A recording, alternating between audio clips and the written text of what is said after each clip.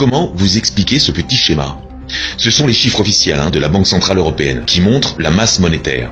Le gros cercle à gauche, là, ce sont les chiffres qui sont écrits sur nos comptes en banque.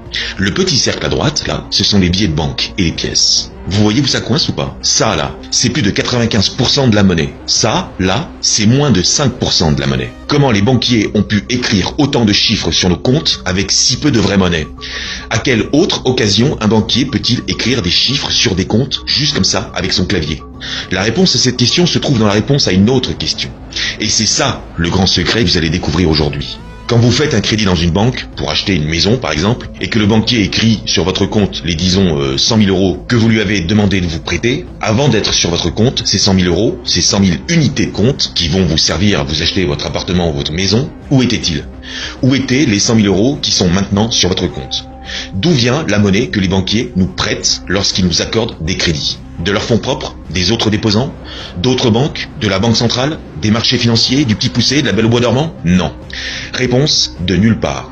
Ces 100 000 euros, ces 100 000 soi-disant euros ne viennent de nulle part. Le banquier écrit juste 100 000 sur son ordinateur et vous pouvez vous acheter votre maison avec. En faisant ça, il a créé 100 000 euros à partir de rien. En économie, on appelle ça la création monétaire ex nihilo, qui veut dire à partir de rien. La phrase à retenir, c'est « Les banques ne prêtent pas de monnaie, elles créditent des comptes. Les banques ne prêtent pas de la monnaie qui existe, elles créent la monnaie lorsqu'elles créditent un compte, elles la créent lorsqu'elles accordent un crédit. » Vous ne me croyez pas ? Allez sur le site de la Banque de France, téléchargez le petit fascicule qui s'appelle « La monnaie et nous ». C'est écrit noir sur blanc. Impossible ? Eh bien voyons ça mes petits poussins. Exemple concret. Disons que je souhaite emprunter 100 000 euros à la banque. 100 sur le dessin. Je vais voir mon banquier et mon crédit est accepté. Le banquier écrit 100 000 euros, 100 000 sur mon compte en banque. Je possède 100 000 euros en monnaie scripturale. J'écris 100 000 à l'actif de mon bilan. Vous vous rappelez que les chiffres qui sont écrits sur nos comptes en banque sont mis au passif du bilan de la banque. Au passif du bilan de la banque, il y a donc moins 100 000, puisque c'est une dette que la banque a envers moi. Mais, pour avoir 100 000 crédités sur mon compte, j'ai dû signer un contrat de crédit. Et ce contrat m'oblige à rembourser les 100 000 euros que j'ai reçus.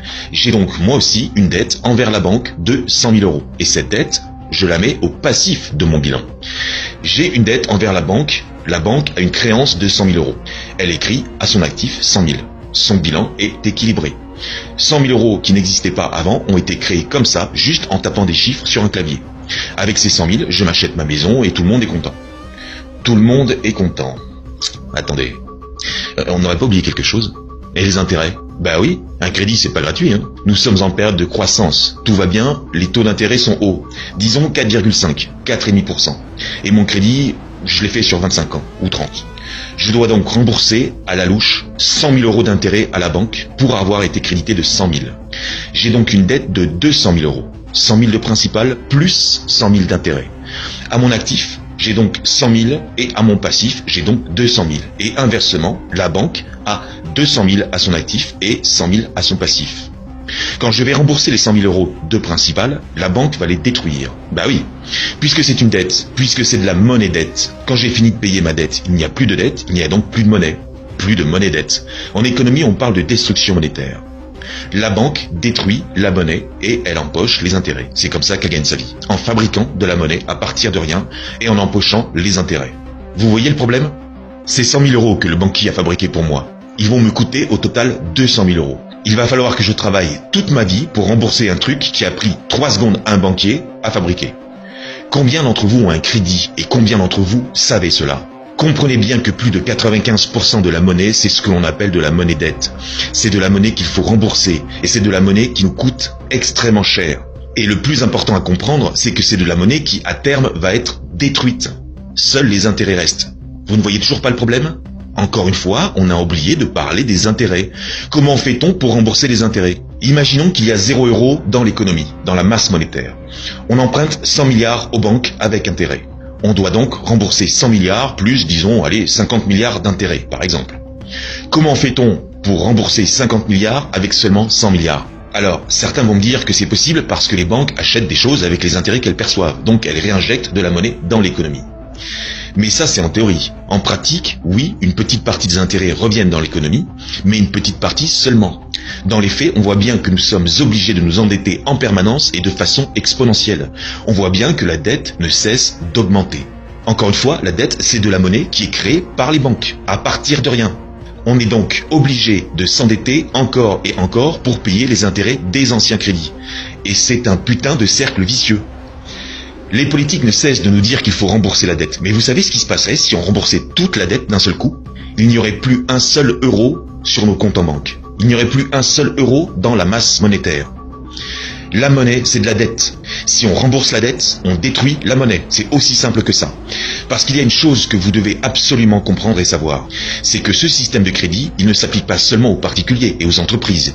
Il s'applique aussi aux collectivités, aux municipalités, aux régions et à l'État. La dette publique, elle vient de là. Lorsque l'on vous augmente vos taxes, vos impôts, que l'on baisse les budgets, les dotations, que l'on ferme des écoles, des bureaux de poste, des hôpitaux, des gendarmeries, que l'on privatise des services publics, les autoroutes, qu'est-ce que l'on vous dit à chaque fois ? Comment le gouvernement justifie cela à chaque fois? À chaque fois, on vous parle de la dette. À chaque fois, on vous culpabilise. On vous dit que vous avez été trop gourmand, que vous avez vécu au-dessus de vos moyens, que vous êtes des fainéants, que c'est de votre faute. Mais c'est faux.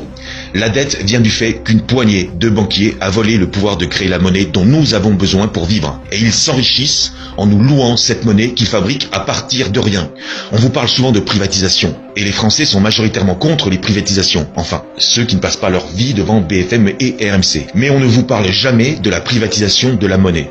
Et cette privatisation nous coûte des milliards chaque année. Vérifiez par vous-même.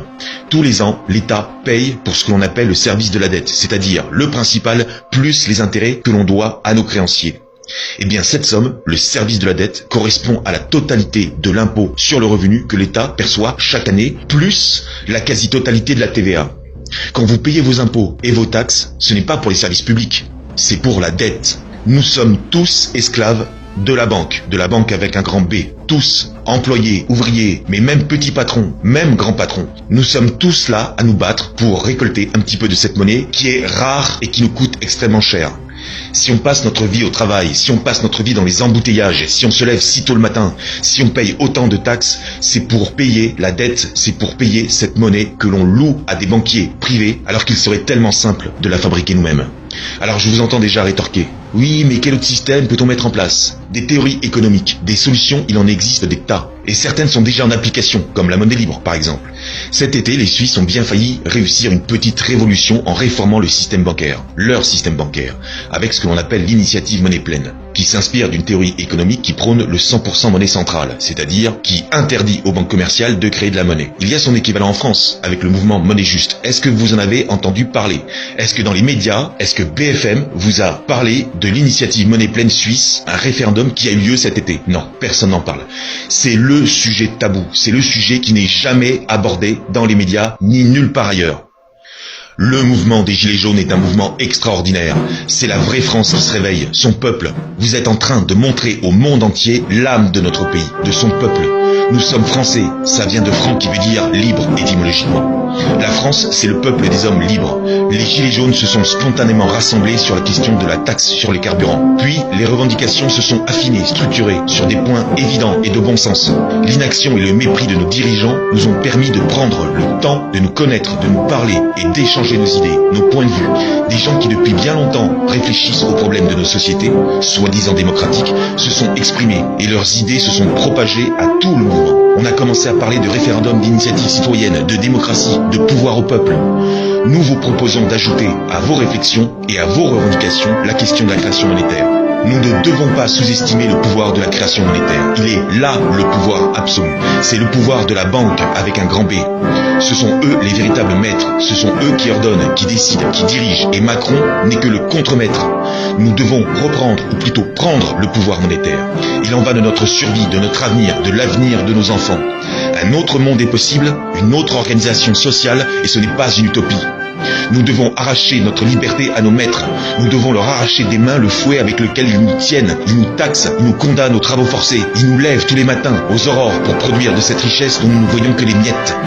gilets jaunes, vous êtes les Gaulois réfractaires, vous devez en être fiers, vous êtes la France, la vraie, le peuple, un peuple tolérant, un peuple mixte, un peuple brave, créatif, inventif, travailleur et patient. Mais notre patience a des limites et nous y sommes. Nous allons montrer au monde entier ce que nous sommes. Comme dans le passé, encore une fois, nous allons servir d'exemple, nous allons nous libérer. On compte sur vous, nous comptons sur vous, vos enfants comptent sur vous, vos anciens comptent sur vous, on compte sur vous.